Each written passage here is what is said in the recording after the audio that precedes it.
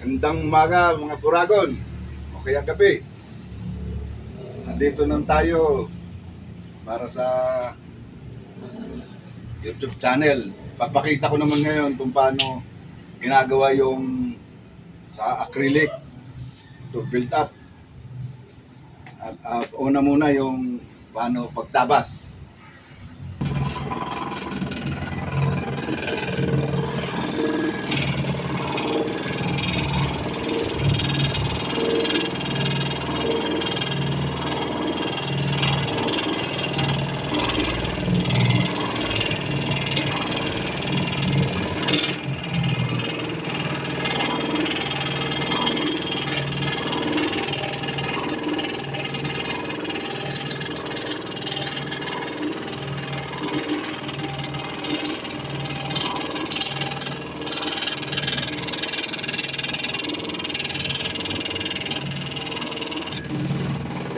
Ganyan, nakaputol na. Ngayon, papakita ko naman kung paano tatabasin yung letra. Ito nga pala yung ginagamit na acrylic diffuser white. Kung mapapansin nyo, ito may backing pa. Ito wala na, kaya tumatagos ang liwanag. Yan, nakapapo yung nalirik na sisilip. Yan.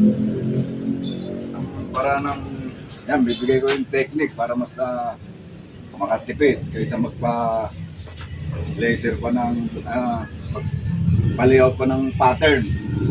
Ito kasi print ko lang sa desktop, pinagtugtong-tugtong ko lang yung papel kasi ang height nito 2 feet.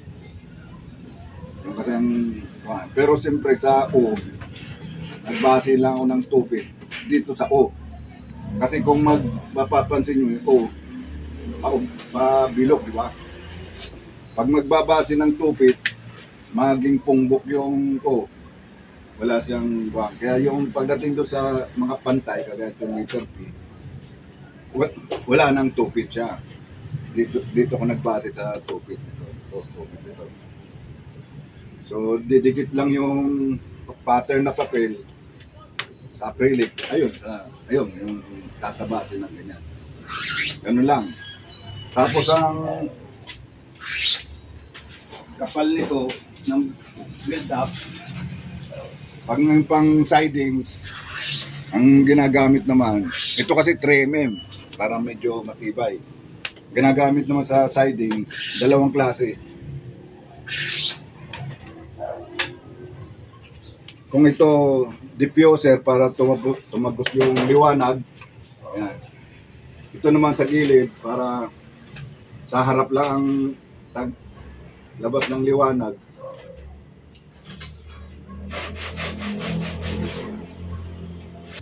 Conforme sa customer, ibig sabihin, yung diffuser sa harap para dito ang tagos ng liwanag sa harapan. Yung pang sidings naman, chalk white. Kaya lang, 1.5mm lang. Kasi para pagdating dito sa mga bilugan, madali ipin. Ay pipit yan, lambot. Hindi ka kaya pag 3mm mo kaya 2mm, hindi matiga. Ito naman pagkakaiba, chalk white. Ayan.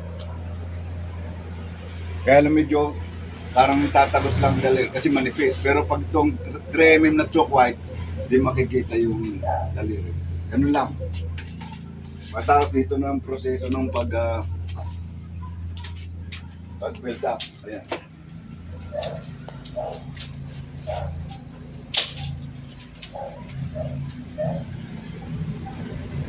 Ito na yung finished product. Na-build up na ng bali 5 inches ito yung kapal ng sidings, 5 inches. Tapos gagamitin ko pwedeng strip o kaya pwedeng tube na LED. Yung yung strip yung modular na ilalatag yun. Dito lalagyan na lang ng backing na centra board. Yung pwedeng 3mm o kaya 4mm. Doon ididikit yung ilaw. Kaya ganun. Ganun na kaya napapalit yung dimension niya. Buhay na buhay. Yun, ayan. Naliter din. Ganda yung pa yung papel.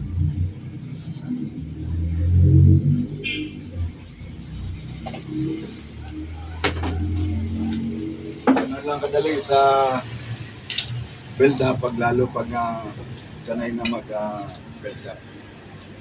Alam mo. Maraming salamat. Sana nakabigay ng kunting kaalaman para sa inyo. Mabalos!